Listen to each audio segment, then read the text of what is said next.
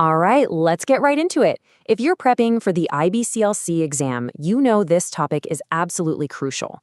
We're going to do a lightning review of the clinical protocol for managing neonatal hypoglycemia, but with a huge focus on how to protect that breastfeeding relationship through it all. So, this is the big question, right? Is this low blood sugar just a normal part of the baby's transition to life on the outside? Or is it a serious threat to the brain? It's a bit of a tightrope walk, and our job is to know exactly when a little dip becomes a real danger that needs us to step in fast. And that brings us to our mission, which is really simple and has two equal parts. First, we have to protect the baby's brain from any potential harm. But, and this is just as important, we have to do it in a way that supports and protects breastfeeding. So let's walk through the evidence-based approach that lets us do both of those things perfectly. Okay, first things first. Before we can treat anything, we have to know who we're looking for. So the first step is always identifying which babies need that closer glucose monitoring from the moment they're born. So let's talk about the why behind this list.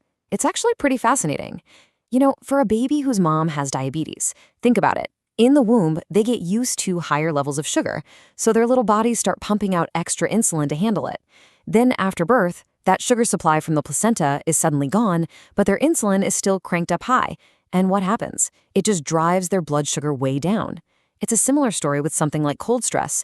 The baby is working so hard to stay warm that they just burn through their sugar stores like crazy, putting them at risk. All right, now for the how. We're going to step through the clinical pathway, which comes right out of the Academy of Breastfeeding Medicine's protocol.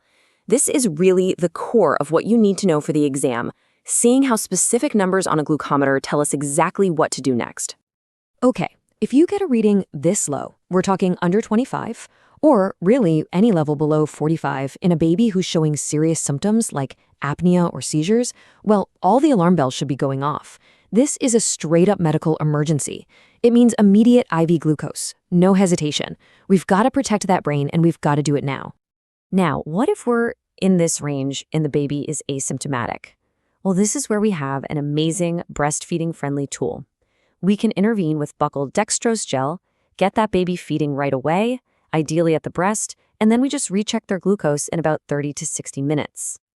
And if we're in this slightly higher range, the plan is pretty much the same, which makes this protocol so much easier to remember under pressure. We're still using that dextrose gel, we're still supporting the feeding. The only real difference is that we have a little more breathing room. We can recheck in about 1 to 2 hours. We're still on it, but the urgency isn't quite as high. And here it is. This is our goal. Anything over 45 and we can breathe a little easier. The plan now is to just continue with routine feedings, but we keep monitoring before each feed until we get 3 good, normal readings in a row. That's how we know for sure that the baby's metabolism has stabilized and they're handling things on their own. This brings us to our toolkit, because the modern way of handling this isn't just about reacting to a number. It's about having specific, evidence-based tools that let us treat the problem while actively, intentionally supporting that breastfeeding dyad. You know, dextrose gel really is a total game changer. It works, it's non-invasive, and this is the best part, it means the baby gets to stay skin to skin with their mom instead of being taken away for an IV.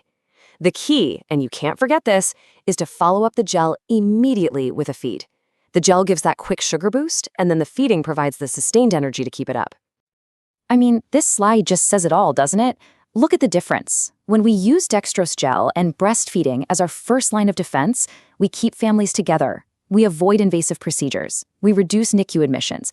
And most critically, we prevent that separation that can be so damaging to getting breastfeeding off to a good start. It's a clear win. And finally, I really can't stress this enough.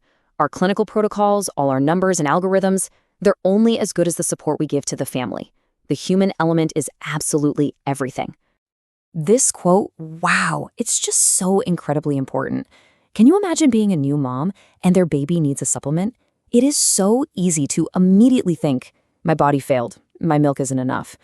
It is our job to get ahead of that thought and shut it down. We have to reassure her clearly and explicitly that this is about the baby's transition, not a problem with her milk. That confidence is vital. And look, these actions are not nice-to-haves. They are non-negotiable, evidence-based parts of the protocol. Teaching a mother to hand express gives her the power to provide for her baby. Skin to skin helps the baby regulate everything, their temperature, their breathing, and their blood sugar. and protecting her milk supply means that as soon as this little bump in the road is over, she is all set up to succeed with breastfeeding. So I want to leave you with this final big picture thought. The ultimate goal here is a paradigm shift. How do we move away from just reacting to a list of risk factors? How do we change the entire culture of care so that everyone, doctors, nurses, everyone, sees early and effective breastfeeding not as something to be protected from hypoglycemia, but as our single most powerful tool for preventing it in the first place? That right there is the future we're working toward.